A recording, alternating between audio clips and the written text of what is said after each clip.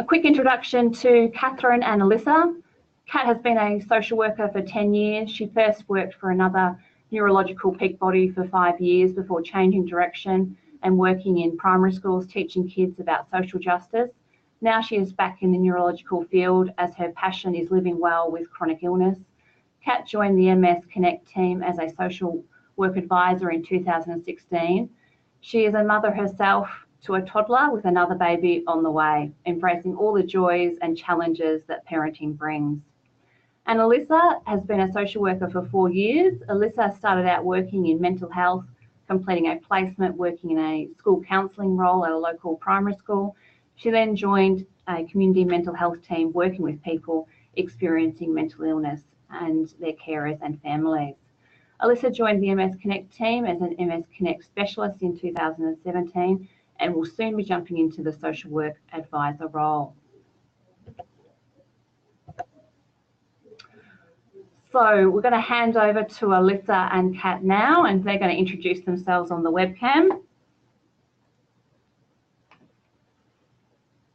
Good morning, I'm Kat. Hi, I'm Alyssa. And just so you can see that we're not robots, we are real people. We did want to show you just quickly who we look like. But just as quickly, turning the webcam off, partly because of the internet problems, but also because I'm a little bit camera shy as well. But it is a real pleasure to be here and speaking to you today. I guess it's we'll present lots of information to you, but ask as many questions as you need to along the way so that we're ensuring that it's kept relevant to the information that you're hoping to know. If we don't have an answer, we'll endeavour to find out the information and get it to you after the webinar. This is actually the second time this topic has been presented. It started with a group of OT students taking the need for information about talking to your children with MS on as a final year project. And from there, we've taken on feedback, we've added our own bits and pieces from experience, and this is how the webinar looks today. So as we begin, oh, sorry, I've just clicked the wrong button, sorry. As we begin, there are a couple of things that we want to keep in mind. Firstly, the progression of MS is unpredictable and no two individuals are impacted in exactly the same way. So this can make understanding and coping with the diagnosis difficult and hard to anticipate for a person with MS and then therefore increasingly their families.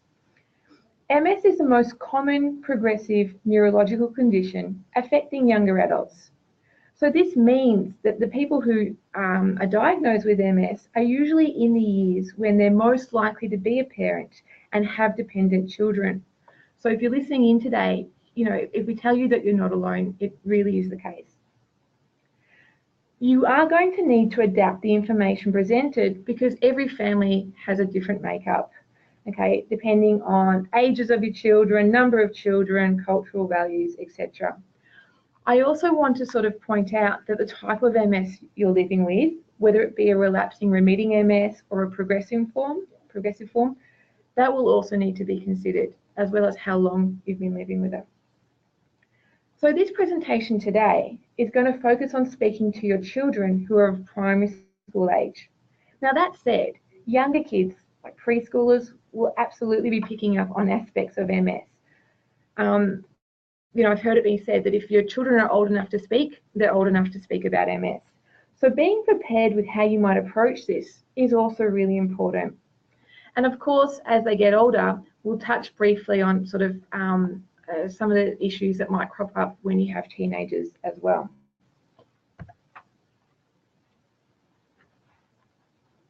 So I think just before we go on, we just wanted to launch a couple of polls to get an idea about where people were at. So just going to launch the first poll now, which is, have you spoken to your children about your MS diagnosis? So really just after a yes or no answer there. So I can see everyone's jumping in and voting away. Great, so everyone's voted. So I'm going to close that off and share the results. So we can see that 70% of people have spoken to their children about their MS diagnosis, and 30% have said no, that they haven't yet. Okay. And the second poll is, what age are your children? So we're talking about what age are your children at the moment. So just got a couple of different responses there: 0 to 2, 3 to 8, 9 to 11, 12 to 17, and 18 plus. That's fabulous. Basically everyone voted there. Let's close that one off and share the results with you.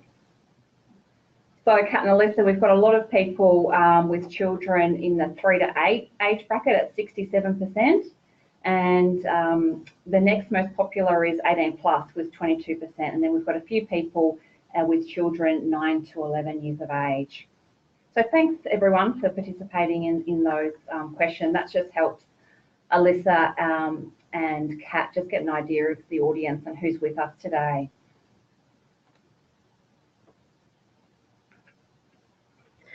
Okay, so thank you for that and letting us know, because it is helpful for some of the information that we'll be presenting.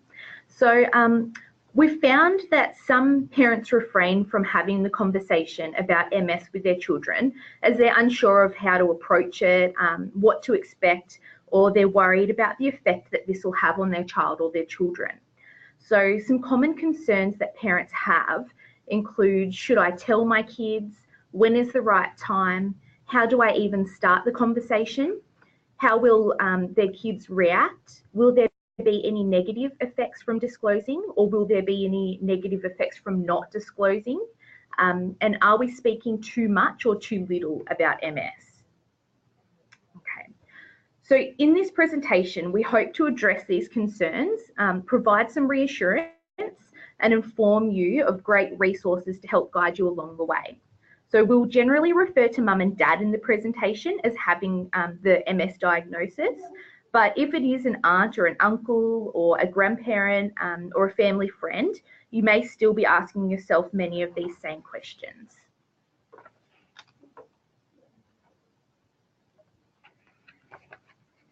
Okay, so the key themes that we'll be covering today are talking about MS to your children for the first time. So although it's a conversation that will continue over time as the child grows or as your MS changes, talking about MS for the first time understandably brings about a degree of anxiety for parents. So we'll also be talking about the evolving conversations of MS, so the changing nature of MS, such as hospitalizations, medication, or symptom changes. Thinking about your approach to MS as your children get older and as their world widens, and also dealing with adverse reactions from children as well. So we'll also look at finding the positives, and we have some really good advice from a mother of 3 about finding the positives of parenting with MS. And then finally, we'll look at some of the resources available and about seeking further support. So if you were diagnosed before your children were born, they may see some of the symptoms of MS as normal, especially while they're still little. But there will come a time when they may start to ask more questions, and this might be when you start to think about, do I need to introduce MS sort of in a more formal manner? Now, if you were diagnosed after your children have been born and they are old enough to pick up that there are some changes, then you may be thinking exactly, well, how am I going to do this? Perhaps you prefer not to tell your children for the time being, or perhaps a recent change in your situation might make this less of a choice and you need to start addressing some concerns now.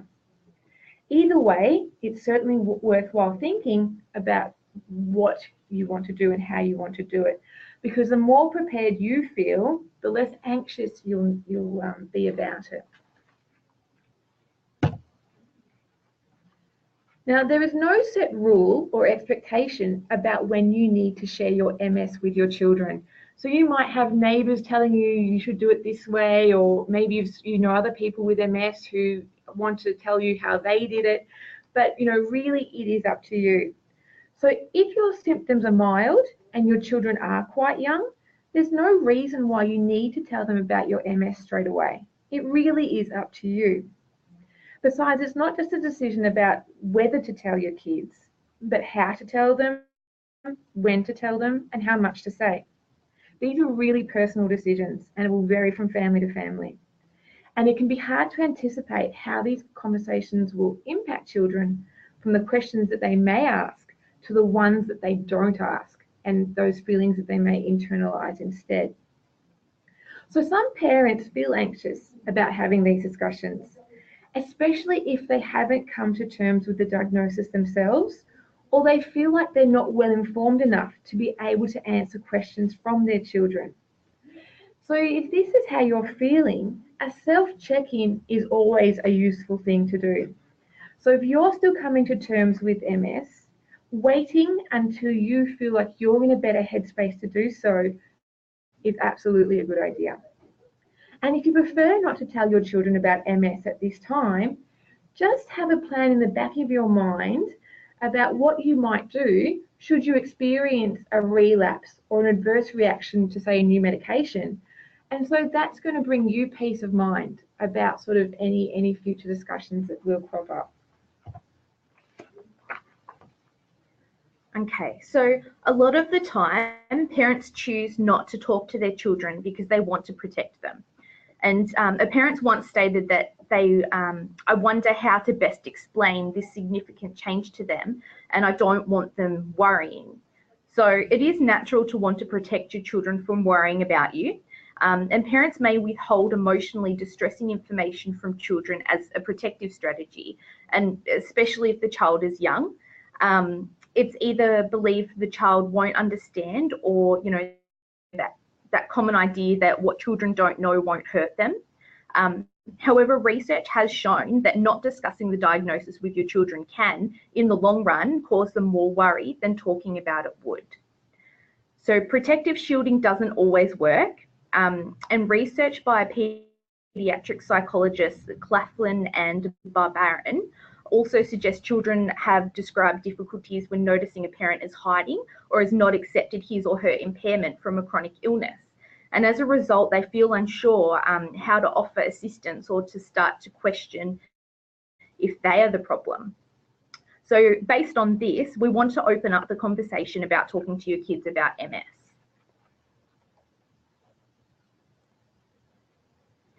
So research presented in the International Journal of MS Care says the ability of children to adjust to having a parent having MS depends partially on how much they know about MS. So it was found that children actually wanted to be well informed about the condition. Telling children and discussing the changes that MS brings can be particularly challenging for some people. However, they need to be able to trust you, and being honest with them helps them to do that. Children can be very supportive, and it may surprise you they may surprise you by doing or saying something which shows how well they understand. And how much you tell them and the detail depends on the age and their temperament. So let's talk a bit more about planning the conversation if this is something that you're thinking about at the moment. So remember that talking about MS isn't just a once-off, it should be an ongoing conversation over time. However, the first conversation you have with them is important because it's more likely to be the most emotionally challenging. And I'm speaking emotionally challenging for you more so than them. Therefore, it's important that you do give it some thought beforehand. Envision how you would like the conversation to go, and then take a few steps to plan it out. So a couple of things to keep in mind. And I mentioned this earlier, but make sure you are emotionally prepared. So being diagnosed with MS may have been an overwhelming experience for you. And so while it is encouraged that you do talk to your kids about MS, it is equally important that you make sure that you've taken the time you need to come to terms with the diagnosis. It's vital that your own body language is as positive and as reassuring as your words. If you were to break down or to appear upset while telling your children, this might in fact frighten them or make it harder to convince them the positive messages that you're going to give them about being okay. And this isn't just relevant, to someone who's newly diagnosed. MS presents many challenges sort of along the journey. So there'll be times when you feel more positive about how things are going, and there'll be times when perhaps you're feeling a bit more angry or a bit more frustrated. So you need to keep this check-in process going over time and see how you're traveling. If you're concerned at all about how you're perhaps feeling, wait. There's no rush to do it. There'll be other times. Draw strength from other adults around you. If you have a partner, please make sure you check in with them to make sure you both are on the same page about the messages you want to share with your children, how much you want to say, how much you don't want to say.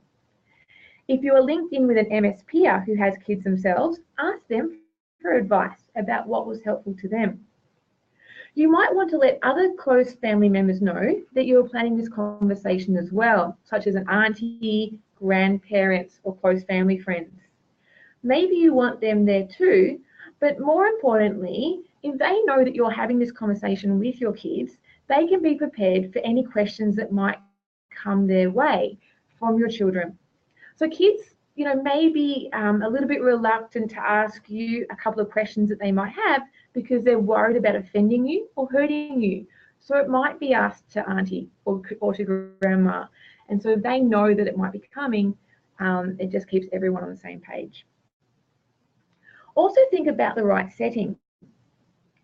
Think about the most appropriate time and place and who you want to be present.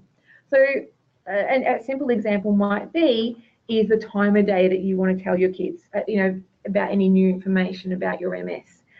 Doing it right before bed might not be so helpful if they're going to lie awake and start, worrying about it, and you're not around to sort of help, reassure, answer any questions. So having those conversations earlier in the day gives them a little bit more time to settle and to think about it and to ask anything they need to. Also think about the depth you want to go into. And that's, the first thing to think about is their age. Are they preschool, primary school? Are they teenagers? Are they adults? But it's not just about age. Okay, so we also need to think about maturity. So, especially with younger kids, there are going to be significant differences between boys and girls. Whether it's the eldest child or the youngest, there's lots of different factors that impact on maturity. I also want to touch on temperament. Okay, temperament is, our inbuilt traits that demonstrate how we respond and react. So there's lots of different, traits that we might have that make up our temperament. So it might be how well we adapt to things, what are our intensity levels, our sensitivity, our positivity. And when I was looking at sort of researching this for this webinar, it made me think about my own toddler that I have at the moment, who, a beautiful child, but would score really highly on intensity. So my beautiful toddler, whenever he has really happy news or, is really frustrated by something, has very big emotions. And, we see it, running around in circles, through to hitting or crying or tantrums. And then he gets over things, really quickly. So it all sort of escalates over it and off he goes. I don't think that was my temperament necessarily as a child. I might have not had such big reactions. Maybe I was someone to sort of ponder things a little bit more deeply, sit on things before and sort of build it into sort of my knowledge base. So everyone is going to sort of score differently on all the different sort of temperament levels. And that's important to have a think about because that might impact on how you want to talk to your children about the information. So for a child who's high in adaptability, this might make any changes about your MS, they might take it in their stride and go, yep, that's cool, no worries, and off they go. It's not going to bother them. A child who might score low in this area might need a much more gentle approach, having the information presented to them more slowly over time so that they can process it, take it on board, and not be so overwhelmed. If you have more than one child, also think about, well, do I want to, talk about, some of these topics about MS all in one go, or do I need to speak to each child individually because of their ages, maturities, and temperaments? Preparing age-appropriate resources to refer to is also a really handy tip, and this is what we're going to do at the end of the webinar, is show you where to find resources for younger kids, older kids, and other bits and pieces to help. Regardless of their age, whether they're in primary school or whether they're adult children, using relatable examples is a really effective way to communicate information. And I guarantee, you know, even when you do these kind of talks to adults, even using simple, almost childlike examples are the bits and pieces that they're going to retain the most. So yeah, let's have a look at a few. But firstly, I just want to touch on one more thing about planning for the conversation. Is one, keep in mind to normalise MS as much as, you know, one would consider reasonable. Now, what is normal? We reevaluate what's normal all throughout our lives. I mean, what does normal look like for your family? Because it's going to be different for what normal is for the family down the street and for your children's friends' families. Also start to think about, well, what is normal now that we have MS in our family? You might not feel that there is anything normal about MS. However, reassuring your kids that there are thousands of other families all living with MS is a powerful message to give your kids and also to remember yourself. Also try and think about what it would be like to be in their shoes. So at my children's age, what would I need to know? But then when the conversation starts, listen to their answers and adjust the information you present accordingly, because it may, or quite possibly, be different to what you thought. And a really good one, and it's hard to do, but if you can get it right, it's powerful, is to externalize MS. So you might want to even have a nickname for MS or different symptoms. So a mum once told me that with her 4-year-old, they have names for different kind of symptoms, little nicknames. So, oh look, Mr. Dropsy seems to be visiting us again. This is helpful for the younger kids, may draw some mum, you're so uncool kind of stares from the older ones, but you know, whatever works, it's worth keeping in mind. What I want you to remember though, is on rough days, say you're frustrated at the MS and not at the kids, okay? It's really important that they separate the symptoms and the MS away from the person and from you. And if they can do that, it's going to make a lot of the challenges much, much easier.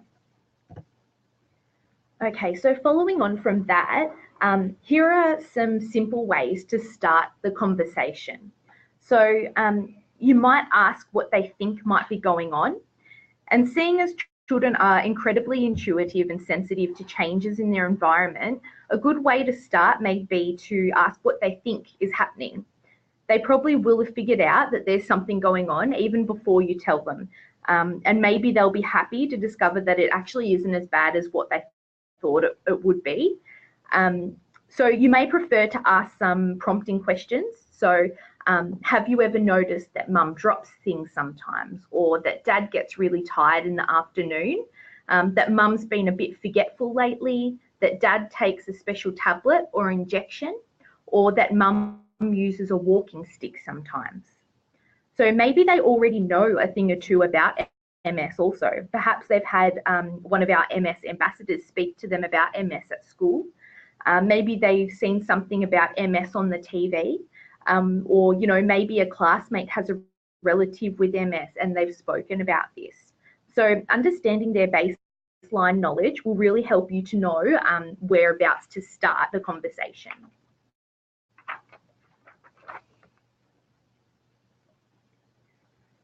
Okay, so using relatable examples will help to simplify the concept of MS and hopefully demystify any fears that the child might have. So there are many ways to explain MS, and if you have already spoken with your child about MS, or if you have any really great analogies, please, we'd love to hear it. So please type them into the chat box, and Belinda will let us know what you've shared, so that we can, you know, maybe talk to everybody else about it. And it's always good to have as many resources up your sleeve as possible. All right, so I'll keep going, and if you do have any analogies, please just type them into the chat box. So for example, one parent provided the following example via an online blog. I explained my MS to my little girl that it was like our house. We have electricity going to every room in the house. When something is wrong, a mouse has chewed through the wires in that part of the house. And when that happens, our lights in the living room don't work and the TV, God forbid, won't turn on. So Dad or the fix-it guy comes in a couple of weeks and fixes the wires. But from now on, that light in the corner just doesn't work. Sometimes it goes on, but sometimes it doesn't. All right. So some other examples about kind of explaining different symptoms to children might be that mum's wearing her MS goggles today to explain, issues with vision. That Dad's MS has caused his batteries to go flat. He just needs a rest to recharge and then he'll be able to play again. And this can be used to describe things like fatigue. Or mum's legs or arm has pins and needles, like what you get when you sit in the same spot for too long. Okay, and it's really important to allow children to ask questions. So naturally, they'll have questions, feelings, and concerns as well. So encourage them to share these with you. Sometimes children just need something clarified. So make sure that, when they do, that your responses are simple and clear. So remember that kids can be much more resilient and accepting of life's changes than many adults. The pathology of your diagnosis generally isn't a priority on their list, but what they will really want to know is that you'll be doing everything you can to take care of yourself and them. So this won't come as a surprise to many of you that children can be wonderfully egocentric at times. So let's look at some of the more common questions and worries that children might have and how you can answer them. So a really common one is, will I catch it too? And it's important to let them know that MS is not inherited directly like hair colour or height is, but genes do play a part. So there is a slight increase of risk that children of parents with MS can get, that can get MS. The risk varies depending upon factors such as the number of family members with MS and whether MS is on both the maternal and paternal sides of the couple. However, in up to 80% of families, one parent is the only family member to have MS, and thus the risk their child will develop MS over their entire lifetime is approximately 3 to 5%. So you may also want to reassure your child that you can't catch MS. It's not like a cold. Okay, other questions are things like, can you die from MS? And it is best to acknowledge that no two people with MS experience exactly the same symptoms. So it's also good to reinstate that in most cases, MS doesn't change life expectancy. How do people get MS? And this is, one that we get a lot in MS Connect, but we don't know why some people get MS and why others don't. It happens when the body's immune system doesn't work properly, and the immune system is what should take care of the body, but it starts attacking the wrong things. So this gives doctors and scientists helpful clues to investigate the cause and the treatments to cure MS. Other questions might be, is it my fault you've got MS? And it's really important to let your child know that no one caused mum or dad's MS. The children may hear that mum was diagnosed with MS after their birth and build a connection between the two, and therefore they might start harbouring feelings of guilt. So it's really encouraged that you be cautious as to how the story is phrased, especially when your child's around. How will I get to my friend's place, or who will take me to basketball? So the important things children want to know. They're interested in how your MS is going to affect their life and the things they like doing. So it's important to assure them that you'll try to keep their routines the same, but sometimes they're going to have to be flexible. So where possible, try to have a backup plan in case you might need to spend time in hospital, or if you're having a really rough period, for example, during summer on really hot days, when you aren't feeling well enough to complete some tasks, can a partner or a friend step in to maintain your child's routine? And just talking to your child about that plans may need to change sometimes. So what does this mean for me? So letting your child know and be aware that mum and dad will have days where they're feeling better and some days where MS makes it harder. And plans may need to change, and you know, that your child may need to help out a bit more. But you know, this is what sticking together as a family is all about, and it's really important to let them know that, you know, you are going to be okay, but they just need to be a bit more flexible. All right, so just to kind of reinstate the key messages. So MS isn't contagious, you can't catch it like a cold. You know, MS, it's going to be with you forever, but scientists are working really hard to find a cure. They just haven't figured it out yet. And that nobody knows why people get MS. No one caused it, and nothing could have been done to prevent getting it. And it's important for you to remember that, as well as letting your child know. Okay, another really important thing is to prepare for the unexpected questions too. So children are experts at throwing questions out of left field, and it's okay not to know the answer. Just like with the bizarre questions they'll ask in all the other areas of your life, you can tell them that you don't know. And if they're old enough, direct them to find it themselves or offer to find it for them. And, you know, this is the exact same approach that Kat and I are taking today. If you ask us any you know, tricky questions that we don't know the answer to, it's okay to say you don't know and that you'll find out. Okay, so hopefully we haven't lost you yet. We promise that we are over halfway, and it will get easier from here. It's a lot of information to present on quite a big topic. So it's not just about that sort of first conversation. It is about you know, how as MS is sort of with you for a long time, children get older, the evolving conversations that might happen sort of over time. So we really want to emphasize that you don't need to make MS a bigger part of your life than what it already is. But a quick check-in with your kids from time to time is always a good idea, as they might not always feel comfortable to initiate the conversations that, themselves, or to ask any questions that they have. And I really wanted to talk about sort of those times when MS brings change, because MS is unpredictable and it will bring changes along the way. And I guess the key message about this is that reassurance is so important at any and every stage along your journey.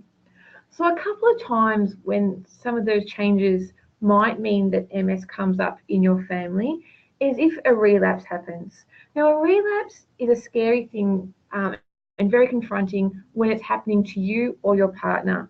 And so understandably, it is for the kids too. So, you know, don't put it to the side, and make sure that you are addressing it with them. Reassure them that you're working with doctors and other health professionals to get stronger again. It might take some extra time, and that in that time, you know, you're going to need a little bit of extra help from them, and everyone pull together. Another thing that is worth thinking about is that if you ever need to go into hospital, you know, whether it's for steroid treatments, for infusions, you know, or for a relapse, reassure kids that hospitals are where people go to get better. It really is the best place to get help. But, you know, you're going to know whether maybe, you know, if grandpa went into hospital and never came back home again, you know, maybe a hospital isn't sort of seen as a helpful place, and it might be a very scary place for your kids. And so if that's sort of, you know, what their experience of hospitals have been, you might need to spend some extra time sort of talking about how they really are places where if someone is unwell, it's the best place for them to get the help that they need. I also want to touch on sort of if you're starting a medication for the first time or if you're changing medication, because that's often a catalyst for when kids are going to ask some more questions because they're curious over what's going on. So that's an opportunity for you to check in with them and see whether they have any questions, and show them, you know, the tablets that you take or how an injection works, so that they're not sort of conjuring up wild ideas or thinking that something's a lot bigger than what it needs to be. Starting new medications can also bring about side effects initially. So be open with your children. Help them understand the difference between what might be MS related and what might be a side effect that is part of a new medication. And if you are having a bit of a rough time as you sort of start a new treatment, say, look, I'm not feeling the best at the moment. It is sort of just while I get used to this new treatment, and I'm just going to need a little bit of extra help until we get settled into this new routine.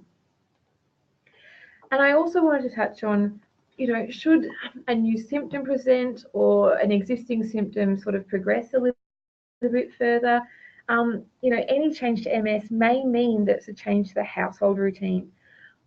I really want you to explain to kids that any change doesn't have to necessarily be bad.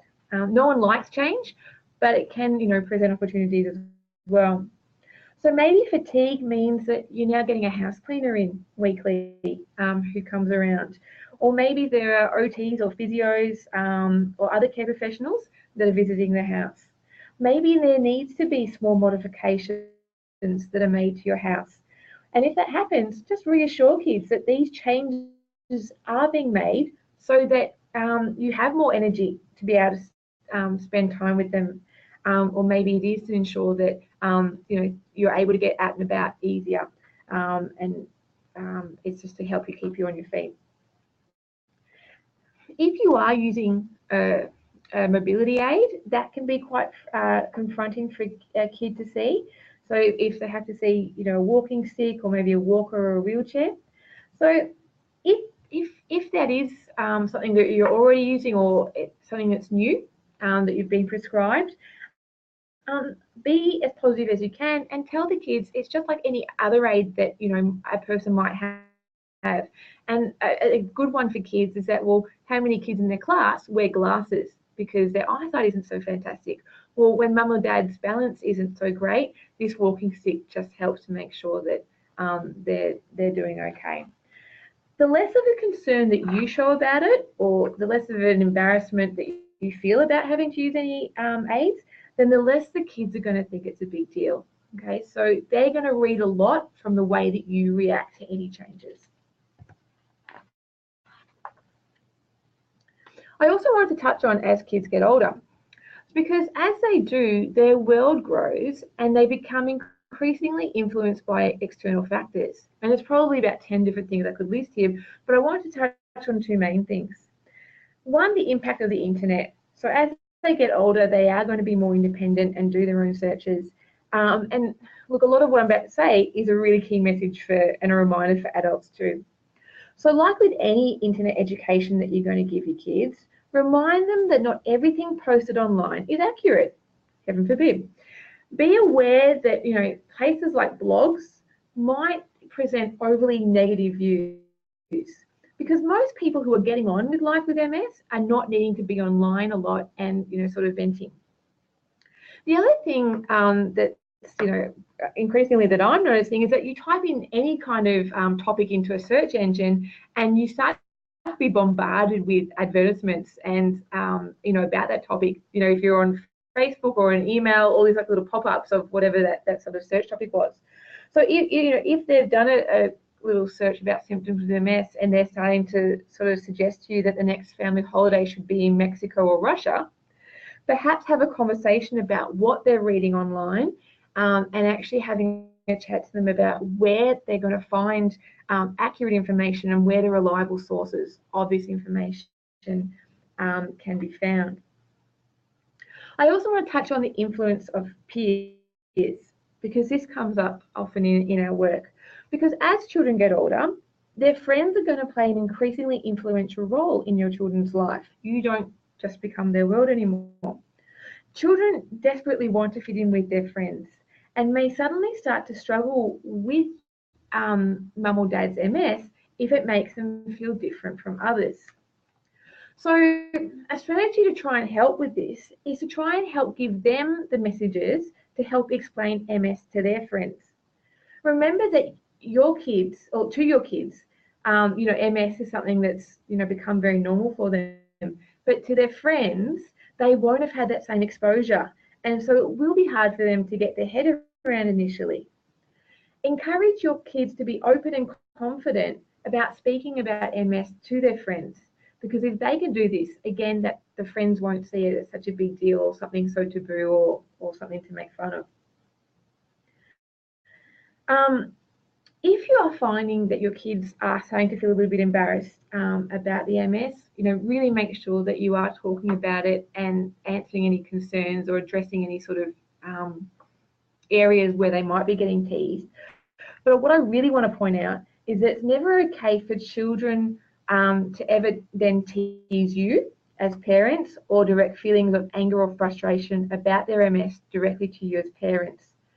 Okay, and if this is starting to happen, nip it in the bud as early as possible. Okay, you would never accept, your kids making derogatory comments about anyone else with any sort of disability in the community, whether it be vision impairment or an intellectual disability. And so the same boundaries must apply at home. Okay, internal jokes are fantastic, and if everyone's on board and everyone's happy, no worries. But if lines are crossed, make sure that your kids know the boundaries and be really strict with it. Yeah. Now, why, we want to leave you with a, a really strong message about being positive, with talking to your kids about MS. It is important to be mindful that if your child isn't dealing well with any changes that MS has brought to the family, or that they're having any fears, that, we're aware and of any adverse reactions that they might experience. So sometimes normal emotions like fear or sadness or guilt might not be overtly obvious initially. So they might not sort of, vocalize it or sort of ask questions, but it might subtly lead to changes in a child's behaviour. So some signs to watch out for in your child is any mood swings. So are they sort of showing any high levels of anxiety or stress? Are they showing lower mood or suddenly having sort of a more temper tantrums than what they would normally? Have there been any changes to the personality? Are they trying to act older or are they trying to act younger than what they are? Are they becoming a little bit more focused or obsessed with their own body and with wellness? Are they starting to act overly protective of mum or dad? Maybe they're starting to withdraw from friends or activities that they used to enjoy, or maybe they're lying to friends about what's going on at home. Maybe they're starting to have nightmares or bedwetting or troubles falling asleep. As a lady I was speaking to just recently, she actually gave me, an example that her child who has autism actually has been starting to try and escape from class sort of, a few times a week. And, it was picked up by the school counsellor because they were trying to escape class. And the child finally spoke to the school counsellor about their fear about mum not being at home or having to go into hospital. So when they got home, they were scared mum wasn't going to be there because she might be in hospital. Now, when the school counsellor told this to mum, she was obviously very upset about it. But in speaking about it further, we were able to understand, well, you know what, maybe mum had been having a lot of falls recently and she'd cut her head open a few weeks ago and needed some stitches. And so this is what was causing a lot of this anxiety. But because it had been identified that this was worrying the kid, it really helped us to go, well, you know what, these are the steps we're putting in place to help keep mum safe at home. Okay, and with that, it makes mum feel okay, it makes the child feel okay, and we can actually start to move forward. So, back to you. All right. So, whilst, Kat kind of talked about some of the negatives and speaking with your children about those or how they might react, it might seem hard to believe, but there can actually be positive aspects of having a parent with MS. And some kids reported that they were more self-reliant, more independent than others their age. And, it's well established that increased skills can lead to a greater self-esteem, coping ability and confidence in children. So they're also more responsible, more helpful and more sensitive to the needs of others. And, you know, any life-changing experience can alter your perspective on life, and children can gain from their experiences and become independent, mature, and strong from an early age.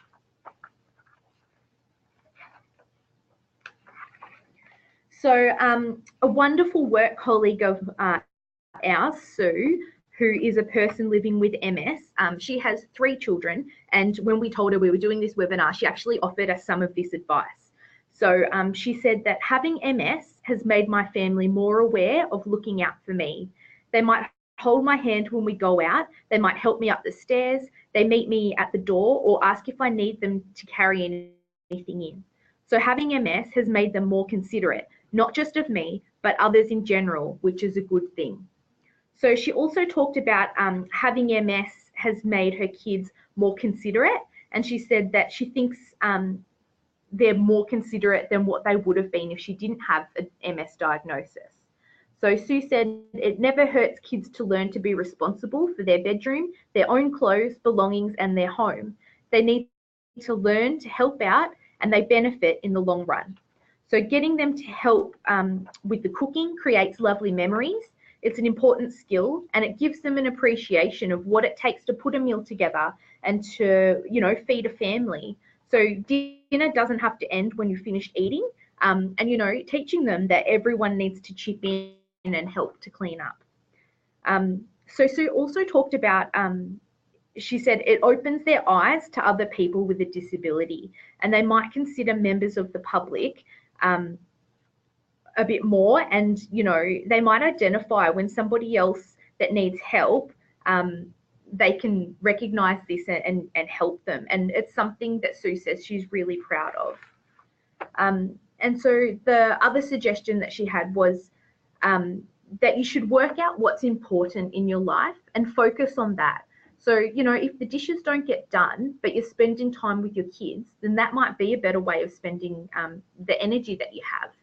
And, you know, you don't have to do it all. It is okay to say, no, I'm feeling tired, and it's okay to ask for help. So an overview of some key strategies and, you know, the take-home messages for having conversations about MS with your kids. As mentioned before, children might surprise you with their, you know, what they already know and their ability to grasp complex concepts. So as kind of spoken about before, it's really important to normalize it. The first strategy, and possibly the most important, you know, normalize it. MS doesn't need to be spoken about in hushed tones. It doesn't need to be a dark kept secret. Make it amongst the many other normal things in your household.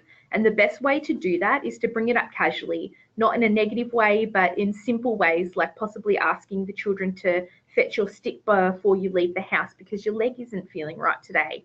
Or, you know, depending on their age, asking them to quickly grab your medications for you because you're running late for work. So just these kinds of things. So ongoing conversations. Don't feel that you have to tell your kids everything about MS all at once. Tell them a little bit and give them time to think about it, and give them that time to come back to you with their own questions. So state the basics and then answer their questions. Have an open discussion. And it's okay if children aren't always ready to talk. Let them know that you'll be ready whenever they are, and remind them that there's nothing wrong with the ways that they're feeling as well. So, and, you know, share how you're feeling. So both physically and emotionally.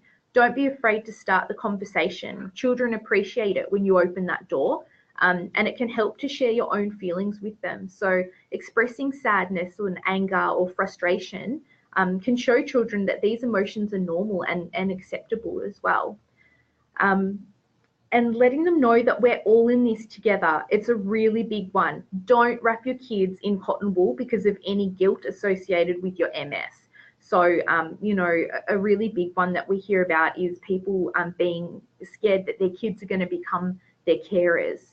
So depending on their age, you know, they should be helping to make dinners or their own school lunches, making their beds, and they should be expected to help around the house. This is healthy for them, and, you know, with or without MS in the family, it's a good thing. So a positive attitude and ongoing reassurance is key. Be positive, calm and confident whenever having a conversation around MS.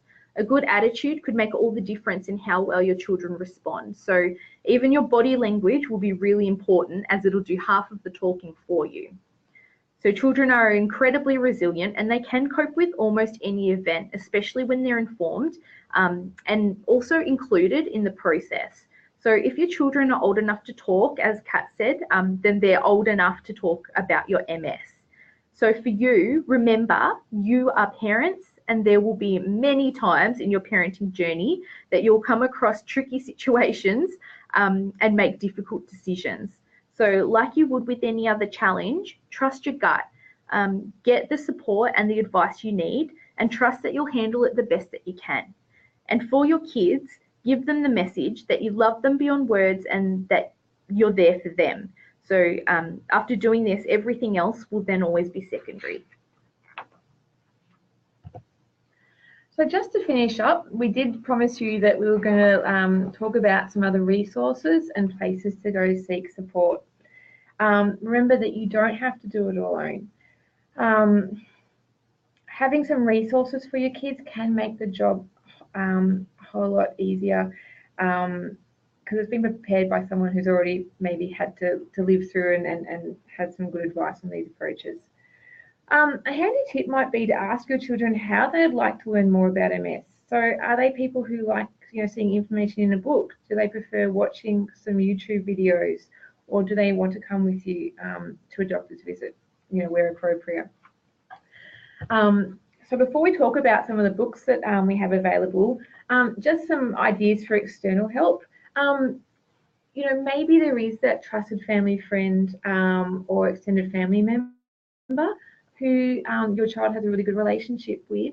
Encourage them to ask, some of the questions or have some of these conversations with that person. If you want to get some of that more professional help, there's a stigma around, sort of psychology sometimes, but, if you break your arm, you go to a doctor. If you're not feeling well with your emotions, it's okay to speak to a counsellor about it. There are better, what are they called? Better mental health care plans that, you can get from your GP that provides a significant Medicare subsidy to help make sure that it's something that isn't a cost prohibitive factor for you. You might want to go to the psychologist yourself to help get more advice and more strategies about dealing with your particular family situation. It might be your child who needs to go to a child counsellor to have a chance and an external space to talk about how they're feeling about it all.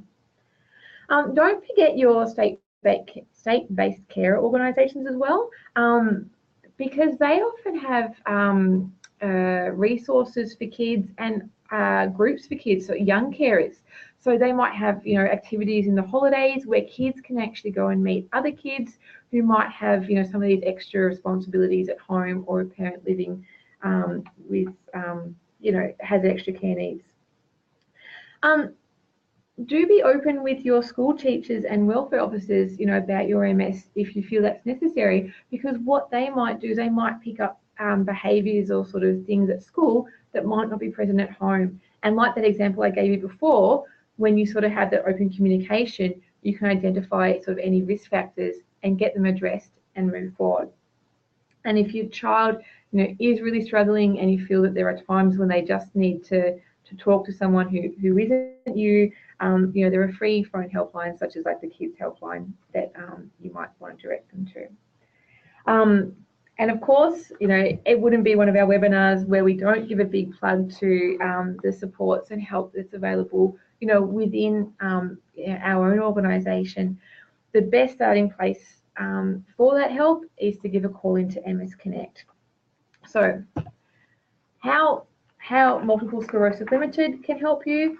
MS Connect, the 1-800 number, amazing people on the line such as Alyssa, who can then sort of talk to you about any questions or concerns you might have, either give you information then and there, find resource to send out to you, or refer you on to sort of more supports. For some of those bigger questions or topics, we have the MS advisors who are social workers or who are nurses who can actually go into a bit more depth and provide a little bit more ongoing support. It is still phone-based, but don't be put off by that. We have an incredible peer support program, and for this particular topic, I really, really want to emphasize how valuable peer support is.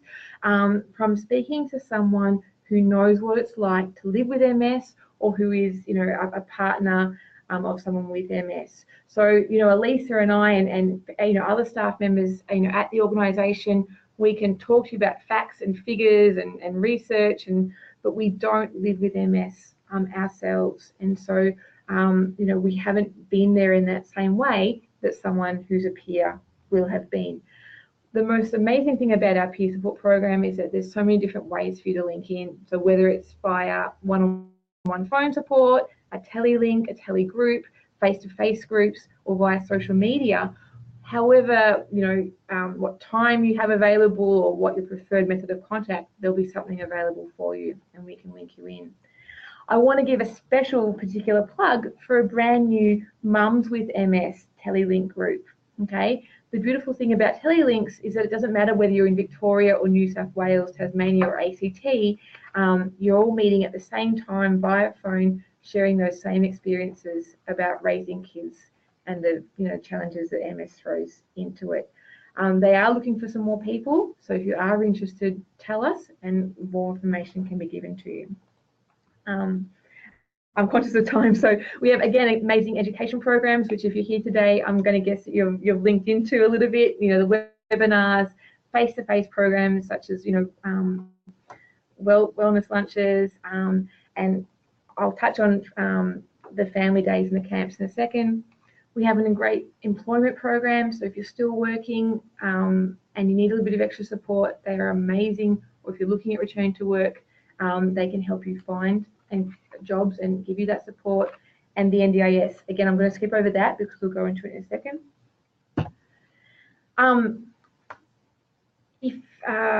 So what we have at MS is a list of families, all different areas, on a database. And if you're not on it, please consider going on it, because as funding becomes available, we're able to run family days and camps. They are fantastic because they are a chance for kids to see that there are other normal families just like you, all with this, MS that sort of is present. They have sessions for the kids to learn a little bit more about MS, and they have sessions for the parents too, so that they can have a chat with other parents. But most importantly, there's a lot of fun activities, and it's a really great bonding day for families, and there's no cost to families as well. So do consider going on that database if you haven't, so that you can be kept in the loop about when they happen. Okay, I do promise we are nearly done. We'll just go through some of the other resources. So these are really great books full of fun activities for children to get into. So the great thing is that they're educational, and they include things like crosswords, word finds and puzzles. So they are available to collect from MS, and we highly recommend showing them to your children.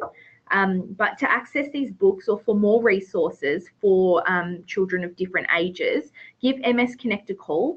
You may even speak with me, and they can email you a range of resources or send some booklets to you in the mail.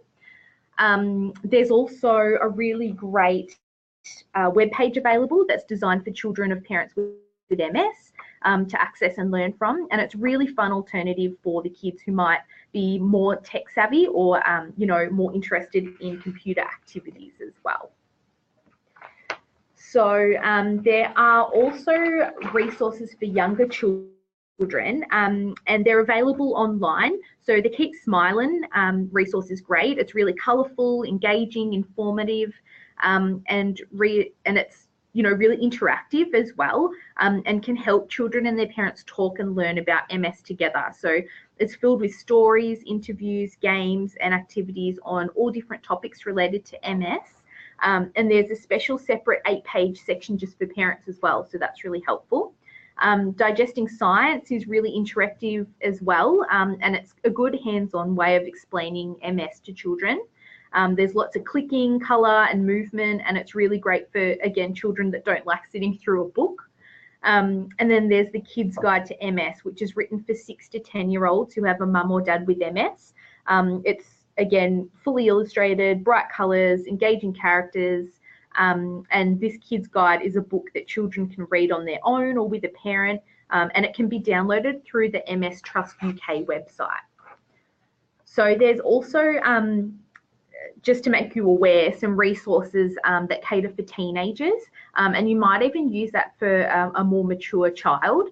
So both When a Parent Has MS, a teenager's guide, and Young Person's Guide to MS, they've been made in collaboration with with children who are experiencing living with a parent that has MS, and they're available online.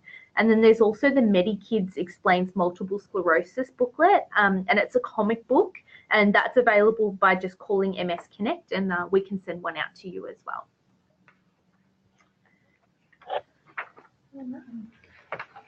Thank you, Alyssa and Kat, for that presentation. That was fabulous. So if there's any questions that people have, now's another time where you can pop those into the questions box and ask us. We'll wait a few minutes for that to happen, but whilst we do that, we'll just quickly run through some final housekeeping slides. I understand if you need to head off, then please do so. And sorry for running a little bit over time today. All right, so just to let you know that we do have free ebooks available, and they can be obtained by contacting the MS Connect on 1800 042 138. There's lots of resources available for you via the free books link. Just a shout out to Get Your Act Together, which is an online tool to help you better manage your multiple sclerosis symptoms. At the moment, it's focusing on 3 common symptoms: emotion, fatigue, and incontinence. But there are some 3 more exciting symptoms to come, so keep a lookout. And that tool is available on the MS website, and there's the link and details below. Some information there for you around the National Disability Insurance Scheme. So just really wanting to let you know that that scheme is rolling out across the country, available for people under 65 years of age for when they join, and really just important, it's not a means tested support system. And here at MS, we can help you to understand the eligibility requirements in terms of accessing the NDIS, can understand the pathways to access NDIS, and help you prepare for those planning conversations. And here at MS, we are a registered NDIS provider, and this just provides you with some information about the types of supports we provide through under that NDIS banner. Some information there for you around MS wellbeing, so the Go for Gold scholarships, and they are, I believe, open at the moment to apply for, and the application form and details are available on the website. There's the MS Financial Assistance Program, so just to let you know that if you're out there and you are facing some financial hardship, then those funds are possible, you can apply, and they're available to assist with the purchase of equipment or air conditioners, etc. So just giving MS Connect a call to discuss that further if need be. So a big thank you once again, and I'm just going to check in to see if we've got some questions. So we've got just a few comments there, thanking Alyssa and Kat for their time and the presentation. And Larry said that his son, when he had the conversation, was concerned about MS being inherited. So thanks everyone, and thank you for your time and joining us today. So we're going to sign off, and just to let you know that there is a survey that will pop up when we close off the webinar today. So if you could take some time just to fill that out, we really appreciate any comments you have for us so we can improve things. So bye for now, and thanks again. Thank you, everyone. Bye.